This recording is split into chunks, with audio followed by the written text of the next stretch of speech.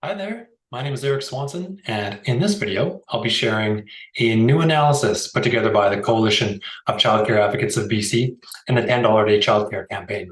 So this spring and summer, we've been working to conduct a fresh scan of everything related to early childhood educator wages and so-called wage grids here in BC and across Canada.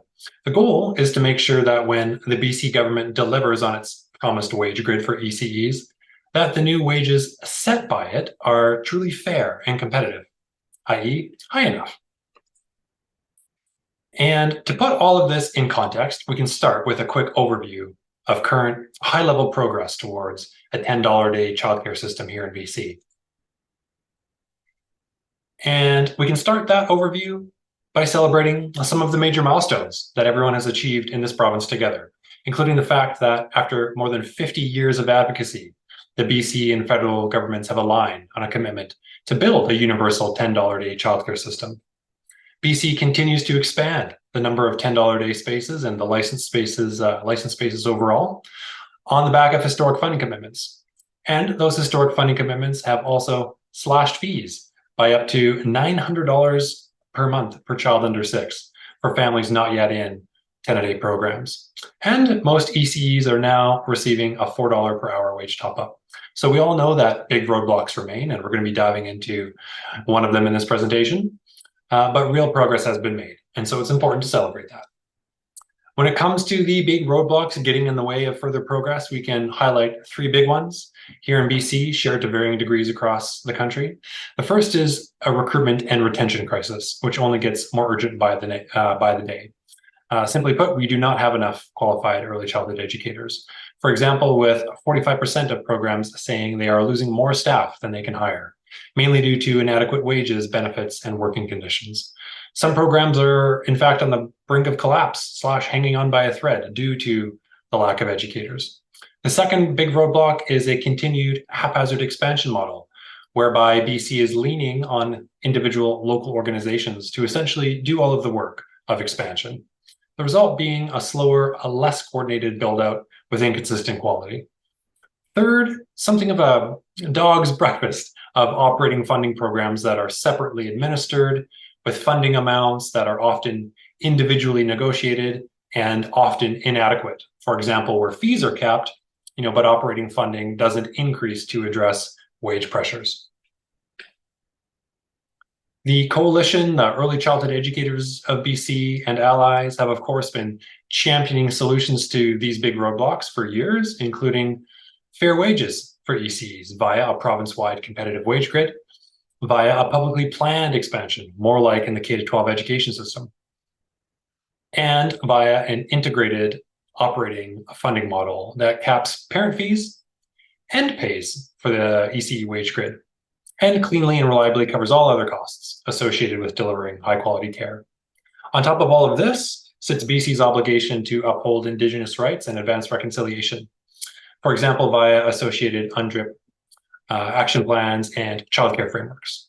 The rest of this presentation is going to focus on current progress towards a wage grid and fair wages for educators, but kind of within this broader context. We also acknowledge that addressing the recruitment and retention crisis means improving what we might call total compensation, which includes better wages, but it also includes pensions and other benefits, and better working conditions, along with other factors. Again, in this presentation, we're going to be focusing on wages. Also, while providing quality childcare requires a whole range of people in different roles, from cooks to facility staff to supervisors and administrators, in this presentation, we'll be focusing on wages for ECEs who work directly with children. In 2020, the Coalition and ECEBC published a comprehensive report looking at how best to achieve fair wages for educators. And the conclusion of that report, informed by a thorough literature review and interviews with many experts and sector leaders, was that a competitive, publicly funded provincial wage grid was the best option. At the time, a main goal of that report was to simply raise up the general concept of a wage grid as a key solution and showcase the characteristics that make wage grids effective, namely that they be grounded in a compensation philosophy that sets out clear goals for the whole thing, that recognize staff qualifications and experience with higher wages, that set competitive wages across the board that are regularly evaluated and indexed, and that are integrated with overall policy, funding childcare as a coherent system. To help give an idea of what a wage grid is and what it could look like in BC, the 2020 report recommended this starter grid here, which 3 years ago would have had ECE assistants earn $20 per hour, rising to a starting wage of $26 per hour for ECEs with a 1-year certificate, and then up to $29 per hour for ECEs with a 2-year diploma. The idea being that a starter grid like this would then be expanded by the province with additional steps to reflect, for example, years of service, and to also include higher wages for ECEs with a 4-year bachelor's or advanced degrees. Here we are in 2023, and 3 years later, wage grids have essentially been cemented as the next step to achieve fair wages across Canada, with most provinces and territories either having already implemented one or having promised one, for example, in their agreements with the federal government. BC is one of the places that has promised one, but at this time, timing and details remain unknown. So in the meantime, we did this fresh analysis to inform updated recommendations to the BC government, including updating our recommended wage rates after 3 years of inflation. And it's important to note that the entire analysis I'll be sharing here in this video is based on publicly available data, mainly from government websites, StatsCan, and public reports. And it also duplicates methodologies used in that 2020 report, which itself drew on earlier methodologies. Speaking of methodology, a couple of quick notes. The first is with respect to how we monitor ECE wages. A couple big ways to do that. The first uses median or average wages, both of which are commonly used, but this type of data is not readily available across the country, which makes it difficult. Also, averages or medians don't tell the whole story. So, as in the 2020 report, we also monitor what we're calling the effective ECE minimum wage. This is either the provincial or territorial legal minimum wage plus dedicated ECE wage supports, or where applicable, it's a wage grid defined minimum. In this presentation, we're going to be talking a lot about effective ECE minimum wages. Why? Because solving the recruitment and retention crisis means ensuring that all ECEs, and licensed facilities earn an equitable, competitive wage. That means establishing a competitive floor wage for all ECEs, for example, via a grid, not just increasing average or median wages. Here's a quick example of what we mean by this term, effective ECE minimum wage. So we'll build one out in BC, where the current legal minimum wage is $16.75. The province also provides a $4 per hour publicly funded wage enhancement for eligible ECEs, and together this creates an effective ECE minimum wage of $20.75. In other jurisdictions, so those with grid, the effective minimum ECE wage is just the starting wage guaranteed by the grid. Now, it may be the case that some ECEs really are just earning the provincial territorial minimum wage because they're not eligible for or participating in wage support programs.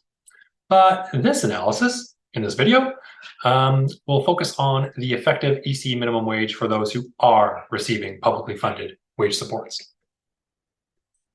Second methodology note is that ECE certification systems vary significantly across the country. So to allow for an apples to apples comparison, we used 2 generic labels in this analysis.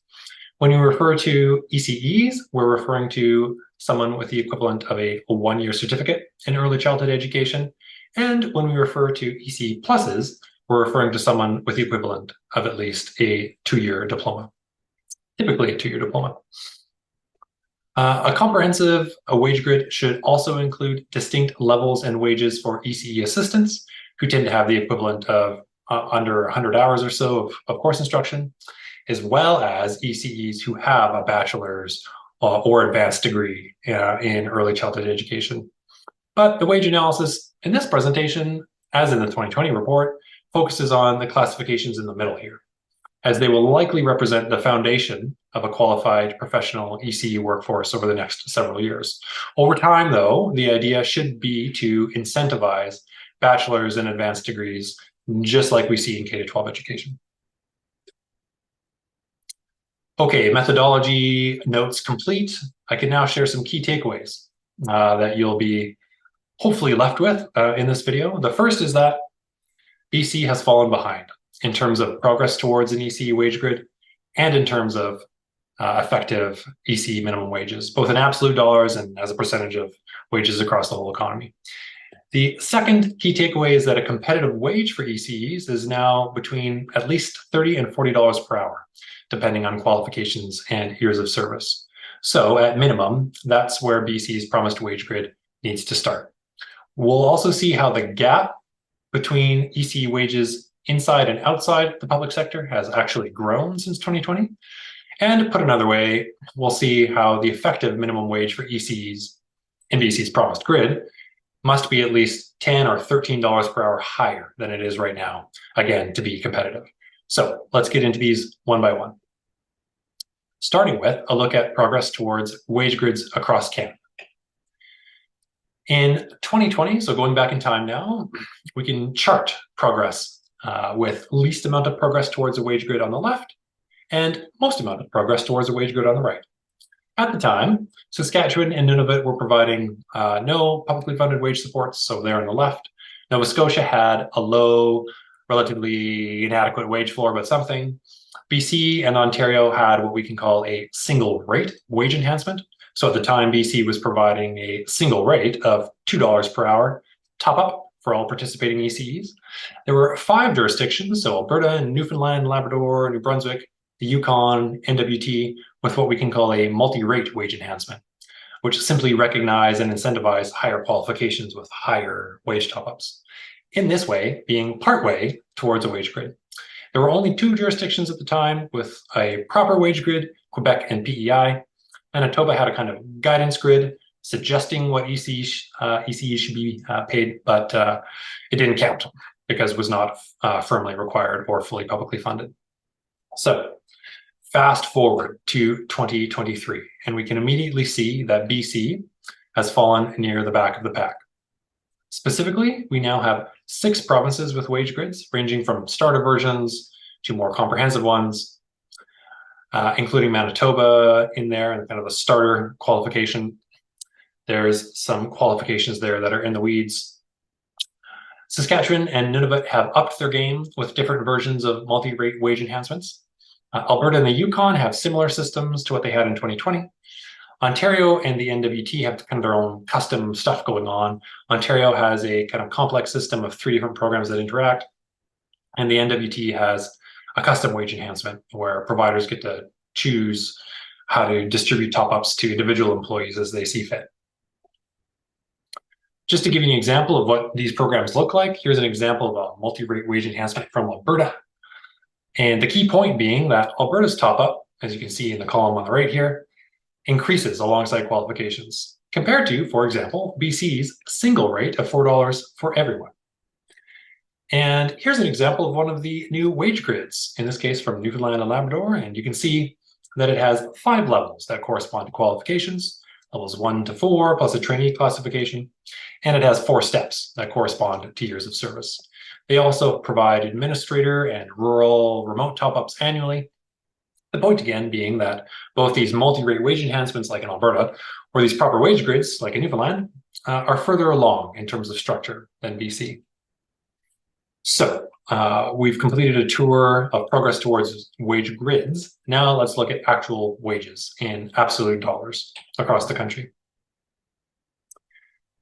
We're using projected wages to July, which by the time you're watching this, it should be July or later. We're going to start with ECE pluses. Again, that's the term we use for the equivalent of typically a 2-year diploma. So the effective minimum wage for an ECE plus in BC of $20.75 is less than in most other parts of the country, in some cases significantly less. For example, it's $3 per hour less than in Alberta, it's $6 per hour less than PEI, and it's more than $11 per hour less than the Yukon.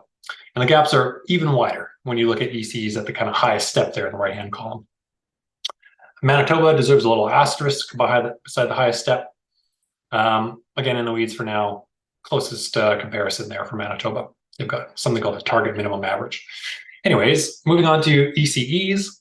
we can see that the range of effective minimum wages is smaller across the country, clustering around an average of $20, $21, which is right where BC sits. The only big bumps you see are for jurisdictions that reward years of service with higher steps, and in the Yukon, who have some of the highest ECE wages in the country. So let's get another perspective on that exact same data by graphing it. So here's what that looks like. The gray bar is BC. It's $20.75, ECE plus effective minimum wage. The solid green bars are the effective ECE plus minimum wage everywhere else, and the little light green toppers show the range of minimum wages up to the highest step where applicable.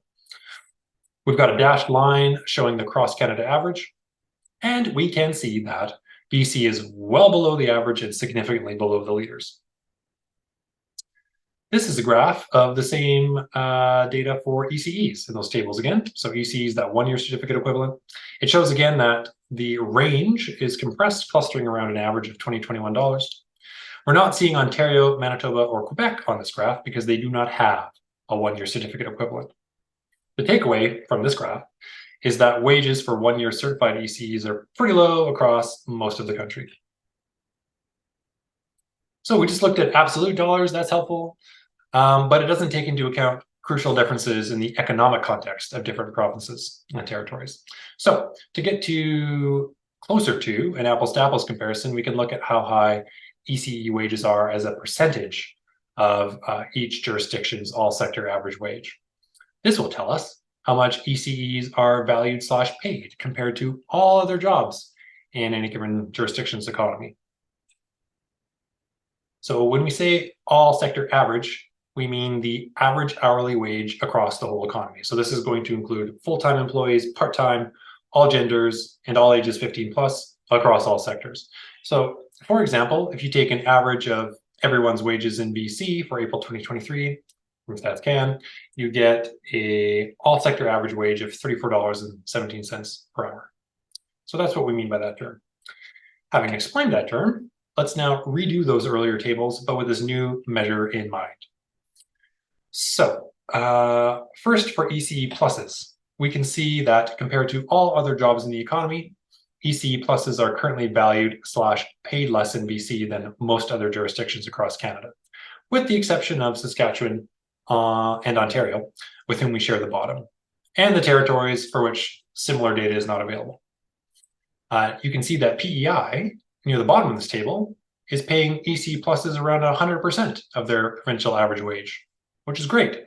If BC followed PEI's lead, we'd be paying ECE pluses a starting wage of around $34 per hour. For ECEs, the story is similar, even though again the range is smaller. You can see BC there an average of 61% of our province's all sector average. Like before, let's graph that same data just to get another look at it. And we have BC with a little gray bar again. And again, we can see that relative to all other jobs in the economy, ECE pluses are paid less in BC than in most other comparable jurisdictions, and significantly less than the cross-Canada average of 74%. Hence my characterization of little gray bar. It's kind of a medium gray bar, but you know what I mean. So probably not coincidentally, the top 6 jurisdictions here are the 6 provinces with an ECE wage grid. A takeaway being that wage grids are associated with higher effective minimum ECE wages. Turning now to ECEs, the story is basically the same, though in a narrower range. You can see that BC lags behind the cross-Canada average and is significantly behind the leaders in Atlantic Canada, who, again, not coincidentally, are the jurisdictions on this graph who have ECE wage grids. Note again that we are not seeing Ontario, Quebec, and Manitoba on here because they do not have that one-year certificate equivalent. And we're not seeing the territories because we can't get similar data readily from StatsCan. Now, it is important to point out that just because these jurisdictions have higher wages compared to BC, that does not mean they're high enough. You know, for example, copied and pasted just a couple quick sector reactions from a couple of these recently implemented ECE wage grids. Nova Scotia, and an excerpt from an article in Newfoundland and Labrador. Takeaway being that wage grids, good, but starting wages in those grids, not high enough. So we've just taken a tour across Canada to see where ECE wages are at in other provinces and territories. And it's clear that BC has fallen behind. But the goal isn't just to catch up to other places. For example, we just saw some reactions suggesting / stating that the initial wages aren't high enough. The goal for BC, rather, needs to be to ensure that ECE wages are high enough to be competitive right here in our province. And to do that, we can compare wages and wage supports for ECEs generally in our province to comparators in the public sector, with whom BC's promised wage grid needs to be competitive. So first, let's look at publicly funded wage increases for different types of ECE comparators since the wage grid report was first published in the summer of 2020. In other words, over the past 3 years. And what we'll end up with is a kind of what have you done for me lately graph. We're going to build it out step by step so it's easier to read. And we have our first data point, gray bar, which is the additional $2 per hour publicly funded wage enhancement for ECEs since that report was published. Next, we can plot publicly funded wage increases for ECE comparators in the public sector, ranging from an estimated average of an additional $3.60 for educational assistants and Strong Start facilitators in the K-12 system, to more than $7 per hour more for ECEs employed in the health sector. Next, let's look at publicly funded wage increases for ECE plus comparators in the public sector, which range from an increase of around $5.60 for licensed practical nurses, whom we use as a comparator because they also have a 2-year diploma, to nearly $7 per hour higher for ECE pluses employed in the health sector.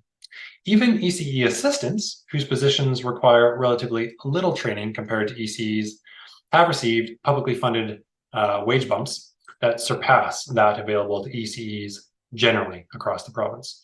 So overall, what we're seeing here with this graph is public funding for public sector ECEs and comparators increasing 2 to 3 times faster than for everyone else, with increases in the health sector leading the pack. These wage increases are obviously great news for these particular public sector educators, but it means that the effective minimum wage for ECE positions across the province generally has become less competitive since the report was published in 2020, which is not great news. So where do those differential wage increases we just looked at actually bring us in terms of absolute guaranteed wages for different ECE comparators across the province? As before, we can build out this graph piece by piece.